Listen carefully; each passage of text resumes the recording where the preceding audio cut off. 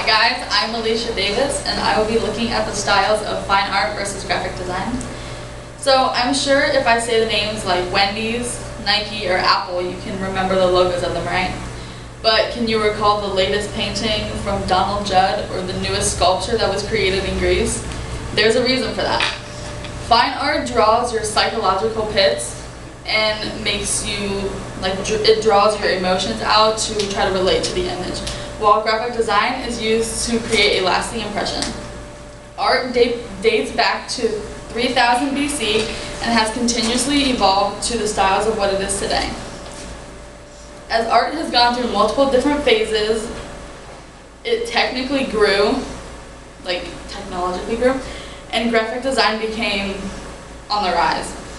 As the art world turned technical, the styles of graphic design and classical art showed major differences. Fine art is used to express and pull emotion from the viewer.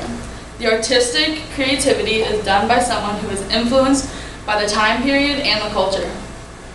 Pressing issues or events happening in the time period was a main source of inspiration for most people, and every invention that was made globally traveled its way to Greece, including art. So once it got to Greece, the people of Greece would take that, turn it into their own version, and do it better than anybody else would. So in the sense of literature, as soon as literature was becoming bigger in Greece, it gave a sense of reality for the history books, and obviously history would be straight facts, it's not stylized or anything. And art was able to express how people were feeling and their attitudes towards what was happening. In fine art, many eras had been done, including hieroglyphics, Romanticism, Impressionism, Cubism, and all kinds of different styles. So one famous fine artist is Pablo Picasso, of course. And he, as a child, his father was a professor of art, so he was surrounded by art his entire life, and it made him choose the decision to go to the Academy of Arts to study. There he learned his skills and combined them with what his dad had taught him as a professor. And he then began working with paints and surrealism, and he mastered it and got bored with it, so he switched to Cubism, which is what he's kind of most famous for. So he spent 78 years as an artist through his whole life, and he made over 13,000 paintings, 100,000 prints and engravings, and 34,000 illustrations. Of all of the work that he had done, over 350 pieces had been stolen from him, which is higher than any other artist, which I thought was really interesting. He created fresh styles of art and built up the modern art world as to what we know today.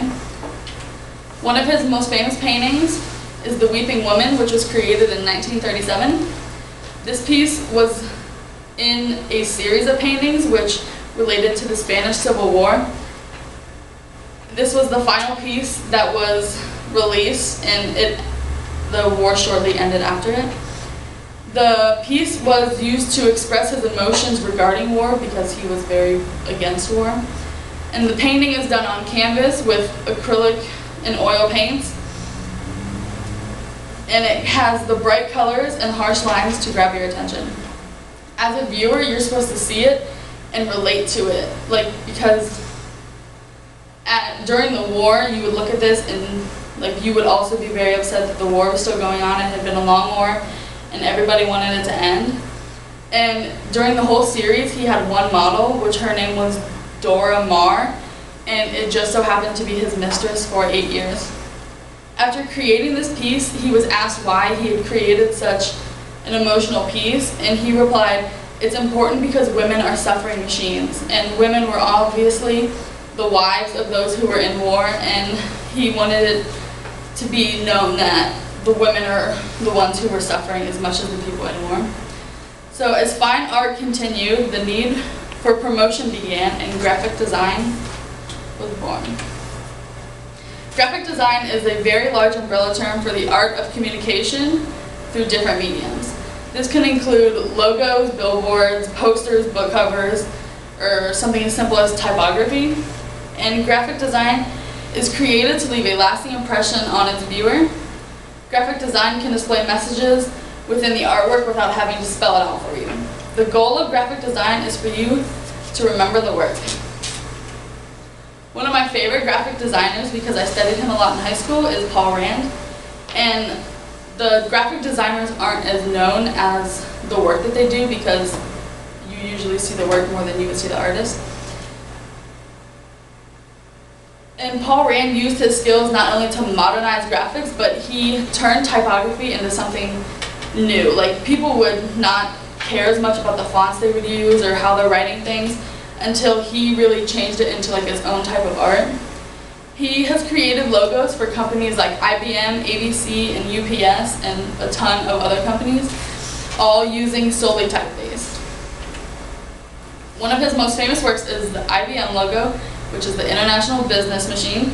And Paul Rand had created many variations of the logo, which they used for like a year each until he came up with the final product in 1972, which is still used today. And although most people just look at it as a logo, everything he did within this logo was done for a reason. The blue typeface is associated with a professional tone, and it catches your eye.